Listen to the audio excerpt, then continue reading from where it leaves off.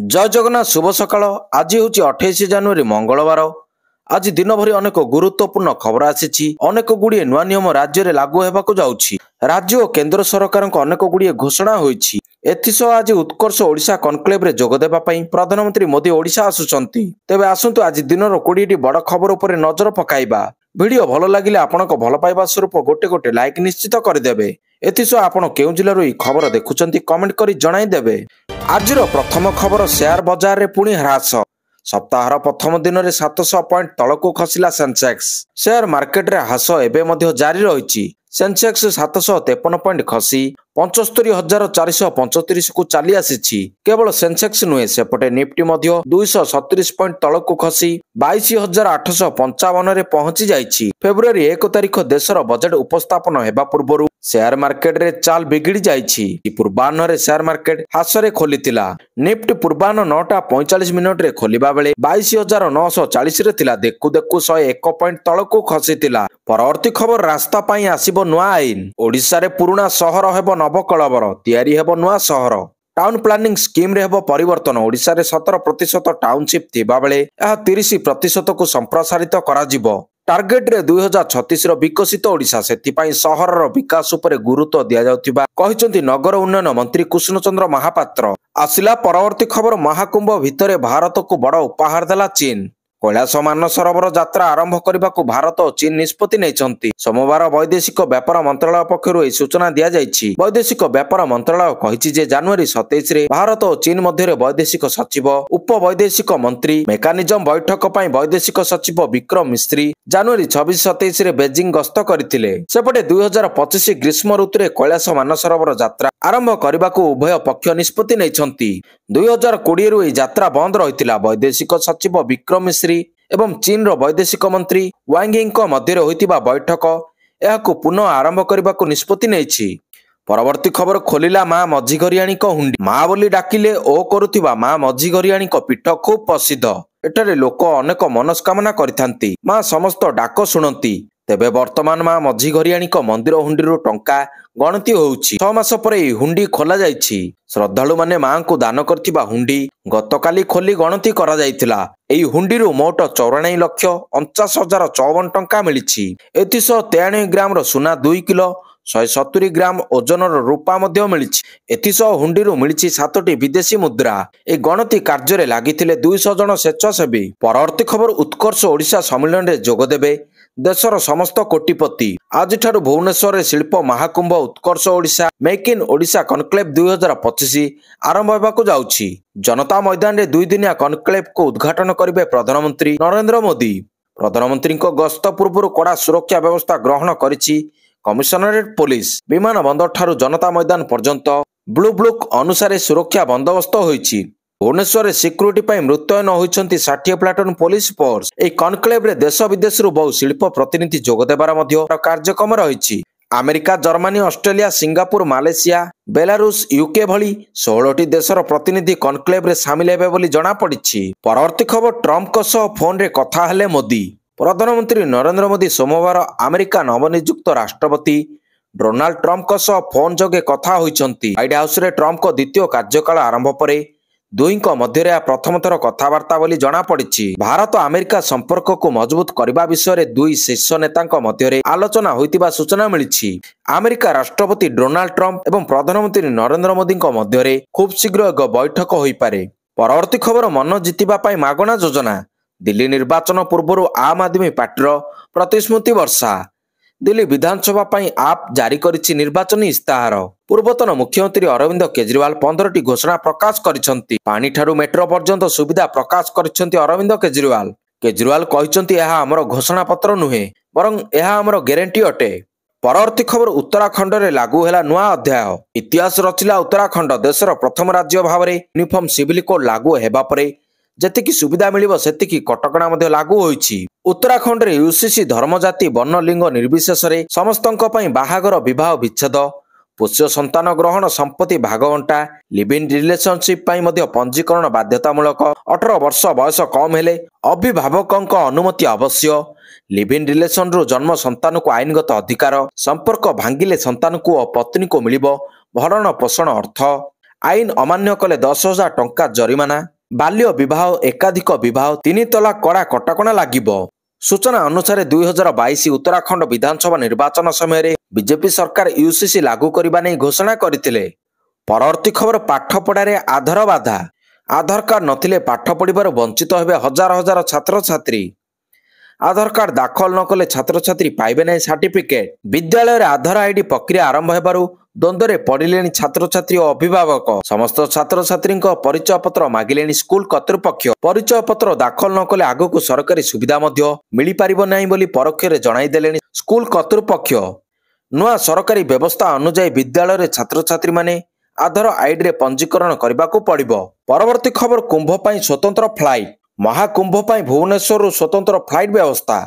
ପ୍ରତି ବୁଧବାର alliance air ପକ୍ଷରୁ ସ୍ୱତନ୍ତ୍ର ଫ୍ଲାଇଟ୍ ମହାକୁମ୍ଭ ଶେଷ ପର୍ଯ୍ୟନ୍ତ ଚାଲିବ। 72 ସିଟ୍ ବିଶିଷ୍ଟ ଫ୍ଲାଇଟ୍। ପୂର୍ବରୁ ପ୍ରୟାଗରାଜକୁ ପ୍ରତି ସପ୍ତାହରେ ଚାଲୁଛି 4ଟି ବିମାନ। ଭୁବନେଶ୍ୱରରେ ବିମାନ ବନ୍ଦର ନିର୍ଦ୍ଦେଶକଙ୍କ ସୂଚନା ରହିଛି। ପରବର୍ତ୍ତୀ ଖବର, ଘରେ ପଶି ହାଣିଲେ ମାଓବାଦୀ। ଛତିଶଗଡ଼ ବିଜାପୁରରେ ମାଓବାଦୀଙ୍କ ବର୍ବର କାଣ୍ଡ। ପୁଲିସ ଇନଫର୍ମର ସନ୍ଦେହରେ ଜଣକୁ ନିର୍ମମ ଭାବରେ ହତ୍ୟା କରିଛନ୍ତି। ଘରେ ପଶି ଯୁବକଙ୍କୁ ହାଣି ହତ୍ୟା କରିଛନ୍ତି ମାଓବାଦୀ। ଟାଙ୍ଗିଆ ସାହାଯ୍ୟରେ ଯୁବକଙ୍କୁ ହାଣି ହତ୍ୟା କରାଯାଇଛି। ସୂଚନା ଆଧାରରେ ଘଟଣାଟି ଘଟିଛି ଛତିଶଗଡ଼ ବିଜାପୁରର ଭୈରବମଡ଼ ଥାନା କେଶମୁଣ୍ଡ ଗାଁରେ। ପରବର୍ତ୍ତୀ ଖବର, ଇଣ୍ଡୋନେସିଆର ରାଷ୍ଟ୍ରପତି ପ୍ରବୋବ ସୁବିଆଣ୍ଟ ବଡ଼ ବୟାନ। ରକ୍ତରେ ରହିଛି ଭାରତୀୟ ଡିଏନଏ। ରାଷ୍ଟ୍ରପତି ଦ୍ରୌପଦୀ ମୁର୍ମୁଙ୍କ ଦ୍ୱାରା ଆୟୋଜିତ ରାତ୍ରି ଭୋଜନରେ ଭାରତ ସହ ତାଙ୍କର ନୂତନ ସମ୍ପର୍କ ବିଷୟରେ କହିଛନ୍ତି ଯେ ନିକଟରେ ହୋଇଥିବା ଡିଏନଏ ପରୀକ୍ଷାରୁ ଜଣାପଡ଼ିଛି ଯେ ତାଙ୍କ ପୂର୍ବ ପୁରୁଷମାନେ ଭାରତୀୟ ଅଟନ୍ତି। କିଛି ସପ୍ତାହ ତଳେ ମୋର ଜେନେଟିକ୍ସ ସିକ୍ୱେନ୍ସ ଟେଷ୍ଟ ଓ ଡିଏନଏ ଟେଷ୍ଟ କରାଯାଇଥିଲା, ଯେଉଁଥିରେ ମୋର ଡିଏନଏ ଭାରତୀୟ ବୋଲି ଜଣାପଡ଼ିଥିଲା। ପରବର୍ତ୍ତୀ ଖବର, ଉତ୍ତର ପୂର୍ବ ନାଇଜେରିଆରେ ଆତଙ୍କବାଦୀ ଆକ୍ରମଣ। ଆକ୍ରମଣରେ 27 ସୈନିକ ନିହତ ହୋଇଥିବା ସୂଚନା ରହିଛି। ଉତ୍ତର ପୂର୍ବ ନାଇଜେରିଆରେ ଏକ ଜିହାଦୀ ଆତ୍ମଘାତୀ ଆକ୍ରମଣରେ ଅତି କମରେ 27 ନାଇଜେରିଆ ସୈନିକ ନିହତ ହୋଇଛନ୍ତି। ଆତଙ୍କବାଦୀମାନେ କରିଥିବା ଏହି ଆତ୍ମଘାତୀ ଆକ୍ରମଣରେ ଜଣେ ବରିଷ୍ଠ ସେନା କମାଣ୍ଡର ମଧ୍ୟ ନିହତ ହୋଇଛନ୍ତି। ଏହି ଆକ୍ରମଣରେ ଅନେକ ସୈନ୍ୟ ଆହତ ମଧ୍ୟ ହୋଇଛନ୍ତି। ଆତଙ୍କବାଦୀଙ୍କ ଆଶ୍ରୟସ୍ଥଳୀ ଉପରେ ନାଇଜେରିଆ ସୈନିକମାନେ ଆକ୍ରମଣ କରିଥିଲେ। ଏହି ଆକ୍ରମଣରେ 79 ଆତଙ୍କବାଦୀ ନିହତ ହୋଇଥିଲେ। ଏହି ଆକ୍ରମଣର ପ୍ରତିଶୋଧ ନେବାକୁ ଆତଙ୍କବାଦୀମାନେ ଆକ୍ରମଣ କରିଥିବା କୁହାଯାଉଛି। ପରବର୍ତ୍ତୀ ଖବର, ଚିନ୍ତା ବଢ଼ାଇଲାଣି ଗୁଇଲେନ୍ ବାରୋ ସିଣ୍ଡ୍ରୋମ। 100ରୁ ଅଧିକ ଆକ୍ରାନ୍ତ। ପୁଣି ଥରେ ଚିନ୍ତା ବଢ଼ାଇଛି ଗୁଇଲେନ୍ ବାରୋ। ପୁନେରେ ପାଖାପାଖି 100ରୁ ଅଧିକ ଲୋକ ଏହି ରୋଗରେ ଆକ୍ରାନ୍ତ ହୋଇସାରିଛନ୍ତି। ସେମାନଙ୍କ ମଧ୍ୟରୁ 16 ଜଣ ଭେଣ୍ଟିଲେଟରରେ ଥିବାବେଳେ ବାକି ରୋଗୀ ଗୁରୁତର ଅବସ୍ଥାରେ ଚିକିତ୍ସିତ ହେଉଛନ୍ତି। ତେବେ ରୋଗରେ ଆକ୍ରାନ୍ତ ଜଣଙ୍କର ମୃତ୍ୟୁ ହୋଇଥିବା ସୂଚନା ମିଳିଛି। ପରବର୍ତ୍ତୀ ଖବର, ସରକାରଙ୍କ ପାଇଁ ଆଜି ଆମେ ବିପଦରେ। ସରକାରଙ୍କ ଉପରେ ବର୍ଷିଲେ ନିରଞ୍ଜନ। ଭୁବନେଶ୍ୱର ଭିଆଇପି କଲୋନୀ ସ୍ଥିତ କଂଗ୍ରେସ ନେତା ତଥା ପୂର୍ବତନ ପିସିସି ସଭାପତିଙ୍କ ଘର ଲୁଟ୍ ଘଟଣାକୁ ନେଇ ପ୍ରତିକ୍ରିୟା ରଖିଛନ୍ତି ନିରଞ୍ଜନ ପଟ୍ଟନାୟକ। ରାଜଧାନୀରେ ସୁରକ୍ଷା ବ୍ୟବସ୍ଥାକୁ ନେଇ ପ୍ରଶ୍ନ ଉଠାଇବା ସହ ରାଜ୍ୟ ସରକାରଙ୍କୁ ସମାଲୋଚନା କରିଛନ୍ତି। ସୋସିଆଲ ମିଡିଆରେ ଏକ ପୋଷ୍ଟ ସେୟାର କରି ଚିନ୍ତା ପ୍ରକଟ କରିଛନ୍ତି। ନିରଞ୍ଜନ କହିଛନ୍ତି, ମୋର ଭୁବନେଶ୍ୱର ସ୍ଥିତ ବାସଭବନରୁ ଚୋରି ହୋଇଛି। ଏହି ଘଟଣାକୁ ନେଇ କେବଳ ମୋର ପରିବାର ପାଇଁ ନୁହେଁ, ବରଂ ସମସ୍ତ ଭୁବନେଶ୍ୱରବାସୀଙ୍କ ସୁରକ୍ଷାକୁ ନେଇ ମୁଁ ଚିନ୍ତିତ ଅଛି। ସରକାରଙ୍କ ଅବହେଳା କାରଣରୁ ଆଜି ମୋ ଘର, ଆମ ସାହି ଏବଂ ଆମ ସମ୍ପଦ ବିପଦରେ ପଡ଼ିଛି। ଓଡ଼ିଶା ପୋଲିସ ଜନତାଙ୍କ ସୁରକ୍ଷା ନିଶ୍ଚିତ କରନ୍ତୁ ଏବଂ ଏହା ବିଜେପି ସରକାରଙ୍କ ସର୍ବପ୍ରଥମ ହେବା ଉଚିତ। ଭୁବନେଶ୍ୱରକୁ ସୁରକ୍ଷିତ କରନ୍ତୁ ବୋଲି କହିଛନ୍ତି ନିରଞ୍ଜନ ପଟ୍ଟନାୟକ। ପରବର୍ତ୍ତୀ ଖବର, ନାଗସାପ ଦେଖାଇ ଅପହରଣ। ବିରାଟ ନାଗସାପ ଦେଖାଇ 4 ଜଣଙ୍କୁ ଅପହରଣ। ଗଞ୍ଜାମ ଚିକିଟି ଅଞ୍ଚଳରେ ଘଟିଛି ଏହି ହାଇ ଭୋଲ୍ଟେଜ ଅପହରଣ ଘଟଣା। ଦିଲ୍ଲୀର ଜଣେ ଫାଇନାନ୍ସ କର୍ମଚାରୀ ଓ କଟକର 3 ଜଣ ସହଯୋଗୀଙ୍କୁ ଅପହରଣ, ସାପ ଦେଖାଇ ଅପହରଣ କରିଥିଲେ ଦୁର୍ବୃତ୍ତ।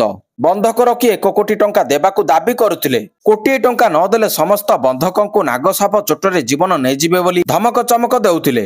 ଏନେଇ ପୋଲିସ ଖବର ପାଇବା ପରେ ଅଟକ 3 ଜଣ ଦୁର୍ବୃତ୍ତଙ୍କ କବଳରୁ ଉଦ୍ଧାର କରିଛି। ପରବର୍ତ୍ତୀ ଖବର, ବାଂଲାଦେଶକୁ ଟ୍ରମ୍ପ ଝଟକା। ଡୋନାଲ୍ଡ ଟ୍ରମ୍ପ ଆମେରିକାର ରାଷ୍ଟ୍ରପତି ଭାବରେ ଶପଥ ଗ୍ରହଣ କରିବା ପରେ କ୍ରମାଗତ ଭାବରେ ଅନେକ ଗୁରୁତ୍ୱପୂର୍ଣ୍ଣ ନିଷ୍ପତ୍ତି ନେଇଛନ୍ତି। ବାଂଲାଦେଶକୁ ବଡ଼ ଝଟକା ଦେଇଛନ୍ତି ଟ୍ରମ୍ପ ପ୍ରଶାସନ। ମହମ୍ମଦ ୟୁନୁସଙ୍କ ନେତୃତ୍ୱାଧୀନ ବାଂଲାଦେଶ ସରକାରଙ୍କୁ ଦିଆଯାଉଥିବା ସମସ୍ତ ସହାୟତା ବନ୍ଦ କରିବାକୁ ଟ୍ରମ୍ପ ନିଷ୍ପତ୍ତି ନେଇଛନ୍ତି। ଆମେରିକୀୟ ଏଜେନ୍ସି USAID ବାଂଲାଦେଶରେ ଚୁକ୍ତି, କାର୍ଯ୍ୟଦେଶ, ଅନୁଦାନ ସମବାୟ ଚୁକ୍ତି, ଅନ୍ୟାନ୍ୟ ସହାୟତା କିମ୍ବା କ୍ରୟ ଉପକରଣ ଅଧୀନରେ କୌଣସି କାର୍ଯ୍ୟକୁ ତୁରନ୍ତ ବନ୍ଦ କିମ୍ବା ସ୍ଥଗିତ ରଖିବାକୁ ଘୋଷଣା କରିଛି। ଶେଖ୍ ହସିନା କ୍ଷମତାରୁ ଯିବା ପରେ ବାଂଲାଦେଶର ମୌଳିବାଦମାନେ ହିନ୍ଦୁମାନଙ୍କୁ ହତ୍ୟା କରିବା ସହ ଅନେକ ଧାର୍ମିକ ସ୍ଥଳରେ ନିଆଁ ଲଗାଇ ଦେଇଥିଲେ। ଡୋନାଲ୍ଡ ଟ୍ରମ୍ପଙ୍କ ସେତେବେଳେ ସଂଖ୍ୟାଲଘୁଙ୍କ ଉପରେ ଅତ୍ୟାଚାର ପାଇଁ ୟୁନୁସ ସରକାରଙ୍କୁ ସମାଲୋଚନା କରିଥିଲେ। ଟ୍ରମ୍ପ ପ୍ରତିଶ୍ରୁତି ଦେଇଥିଲେ ଯେ ବାଂଲାଦେଶରେ ଉଗ୍ର ବାମପନ୍ଥୀମାନେ ବାଂଲାଦେଶୀଙ୍କ ଧାର୍ମିକ ବିରୋଧୀ ଏଜେଣ୍ଡାରୁ ହିନ୍ଦୁମାନଙ୍କୁ ସୁରକ୍ଷା ଦେବା ସହ ଭାରତର ପ୍ରଧାନମନ୍ତ୍ରୀ ନରେନ୍ଦ୍ର ମୋଦିଙ୍କ ସହ ସମ୍ପର୍କ ସୁଦୃଢ଼ କରାଯିବ। एबे प्राय 2 मास पर ट्रंप क्षमता को आसिबा मात्रे बांग्लादेश विरोध में बड़ कार्यानुष्ठान ग्रहण करिछि अमेरिका। परवर्ती खबर मंत्री बाट ओगाळुछंती ऑफिसर। कटनी छटनी नहीं गुमर खोलिले खाद्य जोगाण मंत्री कहते मंत्री बाट ओगाळुछंती ऑफिसर मनमानी चली। ऑफिसर कहउछंती चाषी मिलर मध्य मुंड पुरांतुनी सरकार नीति होउछि जीरो कटनी छटनी। अनेक जिले में कटनी छटनी होइनी, किछि जिले में मिलर मनमानी करुछंती। परवर्ती खबर 4 दिन में सरिबो ई केवाईसी। राज्य एवं राज्य बाहर केते हिताधिकारी ई केवाईसी सरिलाणी। केते हिताधिकारी एबे जाय ई केवाईसी अपडेट करि नाहंती। एने तथ्य दैछंती जोगाण मंत्री कृष्ण चंद्र पात्र। जोगाण मंत्री तथ्य देई कहिसंती आ 4 दिन मध्यरे सरिबो ई केवाईसी जांच, किंतु 40 लाख रु अधिक लोक एबे सुधा ई केवाईसी अपडेट करि नाहंती। जदि केही लोक समय मध्य ई केवाईसी करि पारि नाहंती तेबे सेमाने परे उपयुक्त कारण दर्शाई लिखित आकार रे देले सेमानक परवर्ती समय ई केवाईसी पई सरकार विचार करिवे बोली जोगाण मंत्री कहिसंती। परवर्ती खबर मुख्य शासन सचिवଙ୍କୁ बड़ दायित्व। मुख्य शासन सचिव मनोज आहूजा को अतिरिक्त दायित्व। एसजेटी अध्यक्ष भाव में अतिरिक्त दायित्व मिली। पूर्व श्रीमंदिर कार्यकारी अध्यक्ष भाव में दायित्व तुलाउथिले। 2024 अगस्त 13 तारिख कार्यकारी अध्यक्ष थिले। तांकु सरकार एवं अध्यक्ष भाव में दायित्व देइछंती। गत वर्ष राज्य में नुआ सरकार गठन हेबा परे मनोज आहूजा को सीएस भाव में दायित्व मिलिथिला। आ अगस्त मासरे तांकु श्रीमंदिर कार्यकारी अध्यक्ष करा जायतिला। एहा परे डिसेंबर मासरे तांको कार्यकाल को वर्षे जाई बढ़ाई दिया जायतिला। परवर्ती खबर स्मृति मानधन को बड़ा अवार्ड।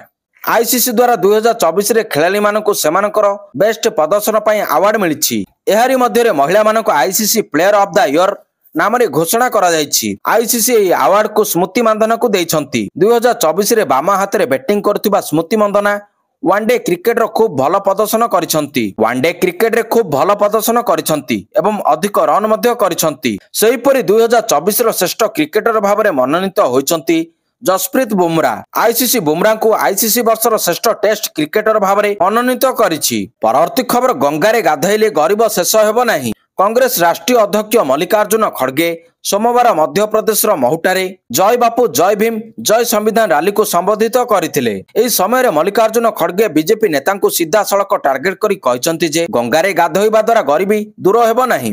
केंद्र गृहमंत्री अमित शाह तांको परिवार सह कुंभ स्नान पई प्रयागराज रे पहुंचीथिबा बेले तांकर एभली कटाक्ष आसीछि। एबे बीजेपी एहाकु बदलाई दैछि। बीजेपी सांसद तथा मुखपात्र संबित पात्र मल्लिकार्जुन खड़गे राहुल गांधी एवं प्रियंका गांधी को टार्गेट करी सेमानकु चैलेंज करिसंती।